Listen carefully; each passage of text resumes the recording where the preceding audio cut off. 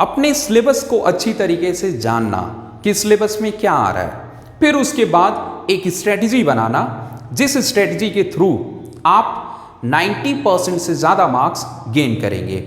तो सिलेबस सबसे ज़्यादा इंपॉर्टेंट है कि उसमें क्या आ रहा है और क्या नहीं आ रहा है, पहले उसे हम फिल्टर आउट कर लें। तो यहाँ पे हमारे पास है सिलेबस, और सिलेबस में आप देख सकते हैं ये मैंने चैप्टर लिखे हैं 1 2 3 4, टोटल 15 चैप्टर है। कितने? 15। लेकिन इसमें से 11th चैप्टर जो कंस्ट्रक्शन है वो नहीं आ रहा है, तो टोटल हो गए 14 चैप्टर। कितने हो गए? 14 चैप्टर। अब यहां पे मैंने एक्सरसाइज लिखा है, ये एक्सरसाइज है, किस चैप्टर की कितनी एक्सरसाइज आ रही हैं।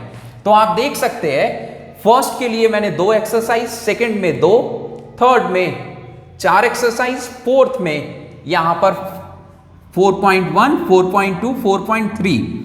4.3 में जो क्वेश्चन नंबर 1 है वो कॉम्प्लीटिंग मेथड के थ्रू लगता है, इसलिए वो क्वेश्चन आप ना करें। अगर करना है उन क्वेश्चन को तो आप क्वाड्रेटिक फॉर्मूले के थ्रू कर सकते हैं। और 4.4 तो 4 एक्सरसाइज 4 में भी आ रही है, 5th चैप्टर में 3 एक्सरसाइज, 6 में आपके 3, 7th में 2, 8th में आपके 3, 9th में 1, 10th में 2, 11th मैंने बोला जैसा कि नहीं आ रहा है, 12th में 2 एक्सरसाइज। हाँ, ये है आपका area related to circle chapter. तो इसमें सेक्टर के जो क्वेश्चन आएंगे उसमें अगर 60 डिग्री, 90 डिग्री और 120 डिग्री का एंगल अगर सेक्टर बना रहा है तो वो आप छोड़ दीजिएगा, वो नहीं आ रहा है। 13 चैप्टर में 2 एक्सरसाइज, 14 चैप्टर में 4 एक्सरसाइज और 15 चैप्टर में 1 एक्सरसाइज आ रहा है।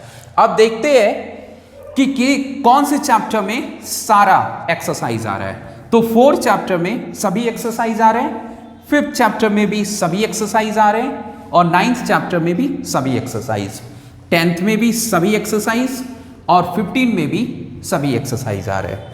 ओके, वैसे लिखने को मैंने यहां पर लिख दिया है एक्सरसाइज और नीचे मैंने ए लगाया है, इसका मतलब ऑल है।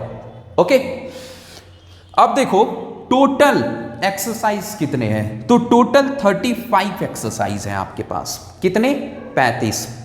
अब इन्हें जो पहली बार कर रहे, बैक बेंचर बोले तो या ऐसे लोग बोले जिन्होंने किसी कारण की वजह से नहीं किया, वो कैसे इसे कम टाइम में खत्म करें।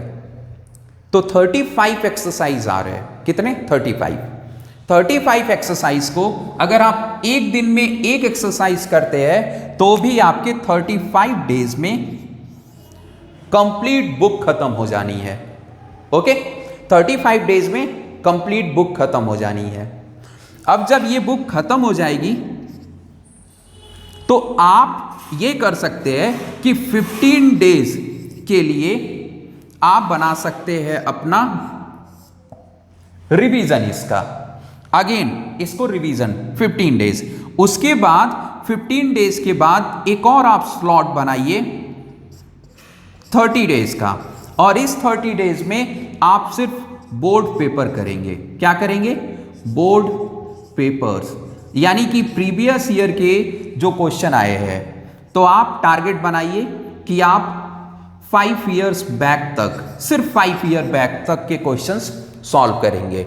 ओके, 10 इयर्स नहीं करना है, सिर्फ 5 इयर्स करना है। ओके, और इस तरीके से आप आराम से 95 प्लस मार्क्स, 95% से ज़्यादा, यानी 95% से ज़्यादा मार्क्स आप गेन कर सकते हैं, क्योंकि कंप्लीट जो सिलेबस है ये आपका 80 मार्क्स का आ रहा है।